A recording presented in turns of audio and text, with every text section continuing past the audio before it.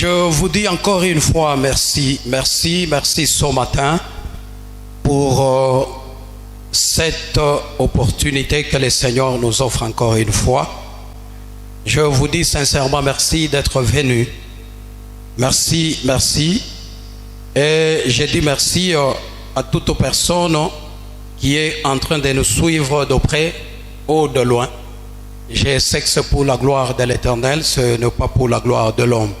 Dieu ne partage jamais sa gloire avec un homme, mais il faut entrer dans la dimension de Dieu pour avoir partagé la gloire avec Dieu. Parce que lui-même, il a dit, je ne partage jamais la gloire avec les hommes. C'est-à-dire, il faut être Dieu pour partager la gloire de Dieu. Alléluia. Que Dieu soit loué. Nous allons passer à un message très simple, mais trop puissant qui pourra aider la vie d'une personne. Là, nous parlons sur les signes de l'avènement du Fils de l'homme. Les signes de l'avènement du Fils de l'homme. Quand nous lisons dans le livre de Luc, chapitre 17, le verset 26, nous descendons. La Bible nous donne quelques signes et nous allons le remarquer. Et nous allons voir comment décortiquer par l'aide du Saint-Esprit. La Bible nous dit, ce qui arriva du temps de Noé arrivera de même au jour du Fils de l'homme. Les hommes mangeaient, buvaient, se mariaient et mariaient leurs enfants jusqu'au jour où Noé entra dans l'arche. Les déluges vinrent et les fit tous périr. Ce qui arriva du temps de l'autre arrivera pareillement. La Bible nous dit arrivera pareillement. Les hommes mangeaient, buvaient, achetaient, vendaient, plantaient, bâtissaient. Mais le jour où l'autre sortit de Sodome, une pluie de feu et de soufre tomba du ciel et les fit tous périr. Il en sera de même le jour où le Fils de l'homme paraîtra. Alléluia. Bien-aimé, très important et très capital. J'aimerais bien expliquer simplement, parce que j'aime bien communiquer une parole authentique. L'authenticité de la parole manque aujourd'hui dans nos églises. Je ne veux pas compliquer ta conscience. Je ne veux pas compliquer ton intelligence. La parole de l'Éternel est plus simple, comme vous n'avez pas idée. Elle est capable de sauver simplement. Car la Bible nous dit dans le livre de Romains, celui qui croit dans le Seigneur Jésus-Christ et celui qui confesse de sa bouche que Jésus est Seigneur et qui croit dans son cœur que Dieu l'a ressuscité des morts, il sera sauvé. C'est très simple. Celui qui veut sauver sa vie la perdra, mais qui perdra sa vie à cause de Jésus-Christ la sauvera.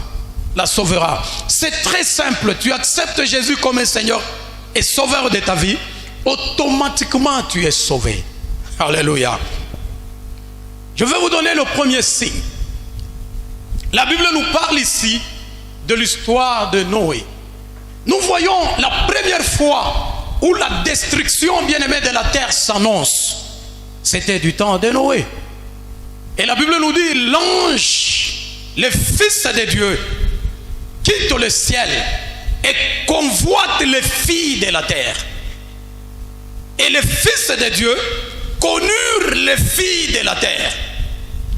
Et je vous ai dit la fois passée, un esprit ne peut pas aller plutôt vers un humain. Un esprit ne peut pas connaître un humain. Un esprit ne peut pas coucher avec un humain. Selon, bien aimé, la Bible, selon la parole de l'Éternel, c'est quelque chose qui est contre nature. Dieu ne peut jamais accepter cela. Et Dieu de ses propres yeux, il était au ciel. Il a vu, bien aimé, un esprit qui quitte le ciel pour aller s'accoupler avec les humains.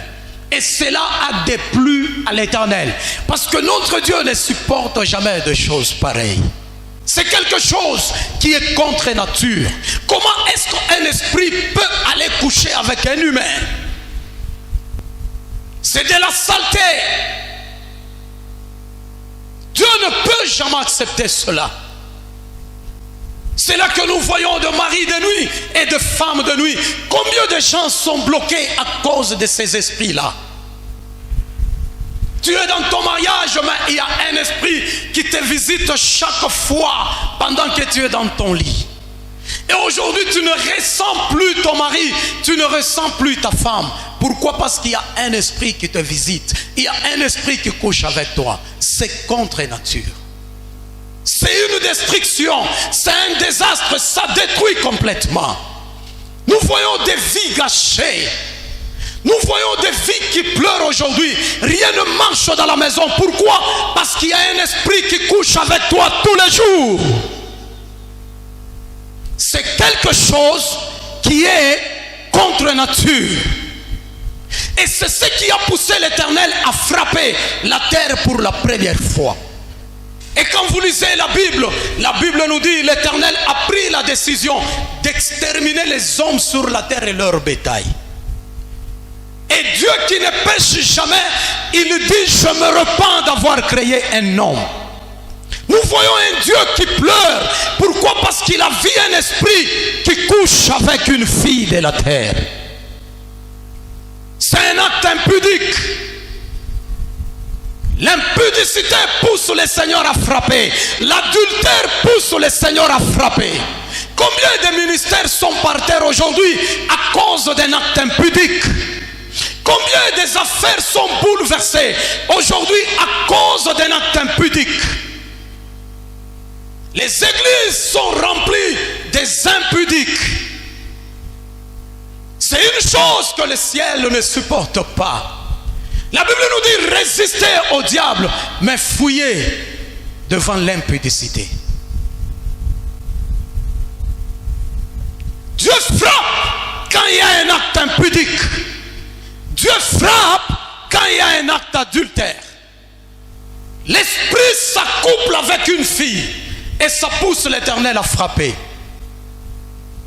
Et la Bible nous dit: il a plu ce jour-là comme vous n'avez pas idée. Il y a un homme qui a trouvé grâce, c'était Noé. Les gens mangeaient, les gens buvaient, ils dansaient. Mais cependant, un déluge était sur le point de venir. C'était compliqué ce jour-là. Dieu frappa la terre, mais Noé trouva grâce. Ma prière est que tu trouves grâce aux yeux de l'Éternel le jour du désastre plutôt. Ma prière est que tu trouves grâce aux yeux de l'Éternel le jour de la destruction. Le dernier jour où Jésus-Christ va paraître est que tu trouves grâce. Mais comment tu trouveras grâce? Et la Bible nous dit: le jour de Noé reviendra. Alléluia. Quand vous lisez bien la Bible, ce qui arriva du temps de Noé arrivera de même au jour du Fils de l'homme. Ça arrivera. Les gens boivent, les gens mangent, les gens dansent, ils sont dans la distraction. C'est alors que le ciel s'ouvre et l'enlèvement se passe. Qu'est-ce que tu attends pour donner ta vie au Seigneur Jésus-Christ? Rien ne marche dans le monde. Il n'y a rien de bon sur la surface de la terre. Un homme a dit: vanité de vanité. Demain, le lendemain, tu mourras. Mais comment tu mourras? La Bible nous dit: c'est nos œuvres qui nous accompagnent. Il n'y a pas de repêchage à l'au-delà. Il n'y a pas de repêchage dans le séjour de mort. Si tu ne sers pas le Seigneur aujourd'hui, le jour où tu mourras, si tu ne meurs pas dans le Seigneur, fini pour toi. Fini pour toi. Même quand les gens viendront avec de bouquets de fleurs, là ils écrivent là-dessus que son âme repose en paix. Est-ce que es-tu sûr ton âme reposera en paix?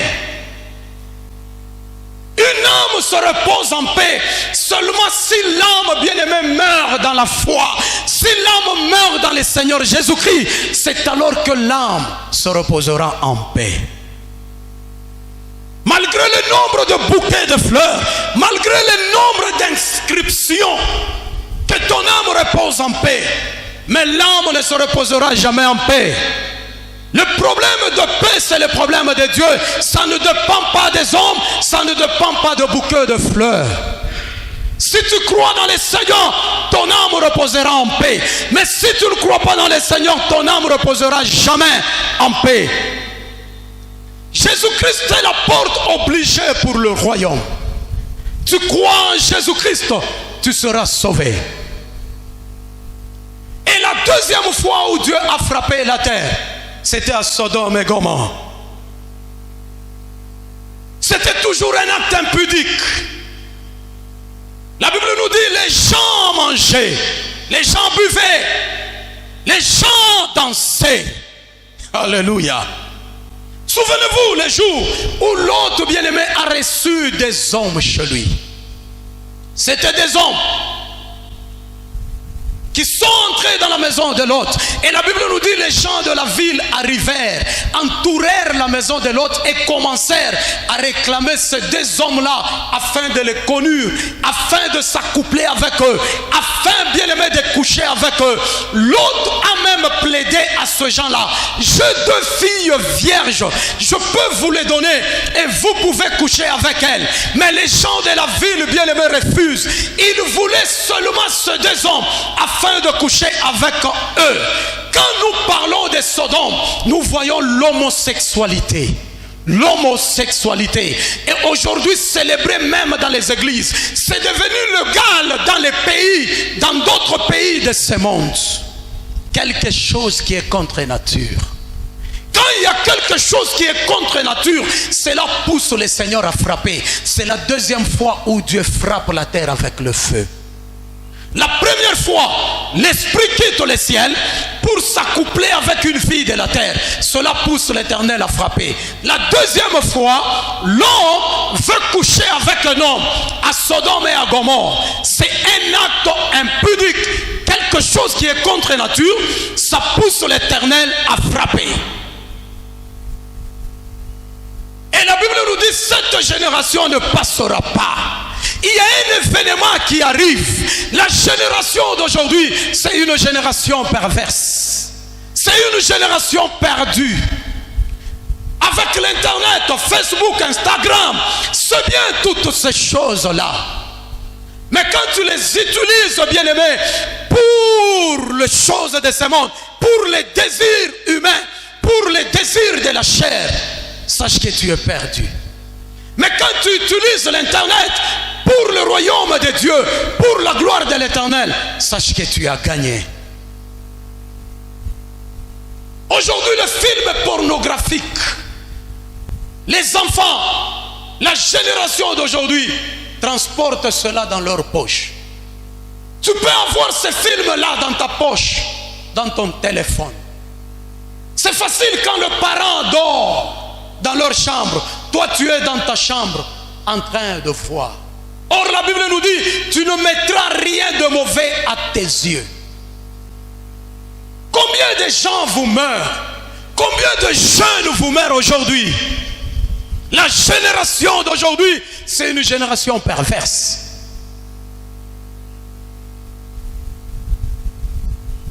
Plus tu aimes le monde, plus tu es en train de mourir. L'amour de l'Éternel est à l'inimitié de ce monde. Quelqu'un qui aime le monde, c'est quelqu'un qui va très loin de la face de l'Éternel. Et la troisième fois où Dieu va frapper la terre, il y a une histoire qui nous dit, l'Antichrist va naître un jour et il va régner un jour sur la terre. Quelle est l'origine de l'Antichrist? Il y a une histoire qui nous dit, le diable lui-même, étant esprit, va quitter de là où il est pour chercher à s'accoupler avec une fille de la terre. Quelque chose qui est contre nature. Et cela va pousser Dieu à frapper la terre pour la troisième fois. Et ce sera la finalité des choses. Et il y a quelques-uns qui nous disent même, l'Antichrist est déjà né. Il y a quelques-uns qui nous disent, l'Antichrist est quelque part. Quand l'esprit s'accouple avec un humain, avec une fille de la terre, cela pousse Dieu à frapper. Le diable va chercher à s'accoupler avec une fille pour engendrer l'Antichrist. Cela va pousser Dieu à frapper pour la troisième fois. Et quand vous regardez aujourd'hui, nous passons le temps de l'autre. Le temps de l'autre, c'était l'homosexualité. Nous voyons aujourd'hui les hommes qui courent vers les hommes, les femmes qui courent vers les femmes. Bizarrement, c'est quelque chose qui est contre nature, que Dieu ne peut pas supporter. Bien-aimé, le monde touche déjà à sa fin. Donne ta vie à l'Éternel, donne ta vie à Jésus-Christ et tu seras sauvé. Aujourd'hui, tu dis, tu souffres, tu ne souffres pas. Il y a une souffrance qui t'attend, bien-aimé, dans l'au-delà. Il existe des démons qu'on appelle les démons abatteurs. Si quelqu'un meurt en dehors de la volonté de Dieu, ces démons-là se présentent pour prendre la personne et commencer à les lier avec des chaînes et à les faire périr, souffrir. S'il arrive que tu tombes et tu meurs, comment sera ton sort? Où tu iras? Dans ce monde, il n'y a plus rien de bon. Rien. Tu peux avoir beaucoup de bien, mais le jour où tu mourras, tu vas tout laisser. Tu vas tout laisser, bien-aimé dans le Seigneur. Et les derniers jours, ne vous en faites pas. Le jour de l'enlèvement, il y aura des choses qui vont se passer sur la terre comme vous n'avez pas idée. Imaginez-vous, vous êtes à bord d'un avion et le pilote est enlevé. Il y aura de crash, il y aura d'accidents ce jour-là. Vous êtes à bord d'un véhicule et le chauffeur est enlevé. Et ce jour-là, il y aura plusieurs morts. Beaucoup de gens vont piquer, bien-aimés, de crise. Parce que la Bible nous dit même, malheur à la femme, bien-aimée, qui sera en train d'enlever ce jour-là. En train d'allaiter ce jour-là. Malheur. Imaginez-vous, bien-aimé, l'affection que chaque femme a pour son fils. Tu es en train d'allaiter ton bébé et que ton bébé bien-aimé arrive à disparaître de tes mains. Pourquoi? Parce que Christ est revenu pour enlever l'église. Il y aura des femmes qui pleureront ce jour-là. Il y aura des femmes qui vont perdre leur mari, leurs enfants. Il y aura des maris qui perdront leurs femmes et leurs enfants. Vous êtes à 5 dans la maison. 3 sont partis et 2 sont restés. Il y aura des crises cardiaques. Les gens mourront de soucis. Les gens mourront d'inquiétude. Prépare-toi ce jour-là si tu ne donnes pas ta vie à Jésus-Christ. Il y aura des morts. Les cimetières seront remplis. Vous allez enterrer et vous serez fatigués d'enterrer. Beaucoup d'accidents. Le sang va couler sur la terre. Même les chaînes de télévision vont commencer à annoncer la nouvelle en disant il y a disparition des gens sur la terre. Jésus revient bientôt. Donne ta vie à Jésus-Christ. Abandonne tout ce qui est du monde. Détache-toi de ce monde. Tu ne peux pas être grand si ta vie est restée attachée au monde. Quelqu'un qui aime le monde, automatiquement il devient ennemi de Dieu. Qu'est-ce que tu attends, mon frère? Si tu es là et tu crois cette parole, lève seulement ta main et donne ta vie à Jésus. Donne ta vie à Jésus. Le monde touche à sa fin. Nous n'avons pas le temps à perdre. 1 minute que Dieu te donne, si tu ne saisis pas l'opportunité, elle passe éternellement. Tu ne la saisiras jamais. Tu es là, tu es encore jeune. C'est parce que tu as la vigueur et tu peux faire n'importe quoi. Laisse-moi te dire, la vigueur que tu as, c'est un don de l'Éternel. Si tu ne sais pas te sacrifier pour Jésus aujourd'hui, demain tu ne le feras jamais. Toi, jeune fille, la beauté est un don de l'Éternel. La beauté, c'est un champ. Si tu ne connais pas cultiver ton champ, tu ne mangeras jamais le bon produit de ton champ. Toi qui joues avec ta beauté, laisse-moi te dire, tu joues avec ta vie.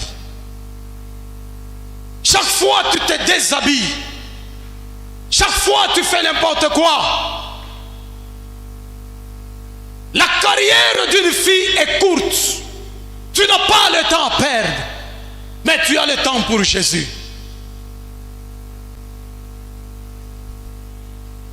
Et c'est pour bientôt où l'Éternel va frapper le monde. Parce que les signes que Jésus a donnés, nous voyons cela sur la terre. L'homosexualité. Arrêtez ces choses. Arrêtez l'homosexualité. C'est quelque chose qui est contre nature. Je t'exhorte, mon frère. Dieu a créé l'homme, il a créé aussi une femme. Tu ne peux pas abandonner la femme et aller vers un homme. Ça ne peut pas se faire. Et vous irez en enfer si vous ne tirez pas attention. Si vous ne voulez pas donner votre vie à Jésus-Christ, l'enfer vous attend. Changez, donnez vos vies à Jésus. Et il est capable de vous pardonner et de vous amener dans le royaume céleste. Je veux prier. Père, je te bénis, je te loue, je te rends grâce. Et j'abandonne le corps de tout celui qui a écouté ce message entre tes mains. La Bible me dit, je les ai sanctifiés par la parole. Que cette parole donne vie, Seigneur, à un cœur. Que cette parole transforme une pensée. Que cette parole amène ton peuple dans l'espace de la grandeur. Amène ton peuple à une compréhension propre. Afin de mener une vie, Seigneur, Papa, qui te plaira. Seigneur, merci d'avoir exaucé ma prière. Gloire et honneur te soient rendus. Au nom de Jésus-Christ, j'ai ainsi prié, j'ai dit Amen. Acclamons le Seigneur. Gloire au Seigneur.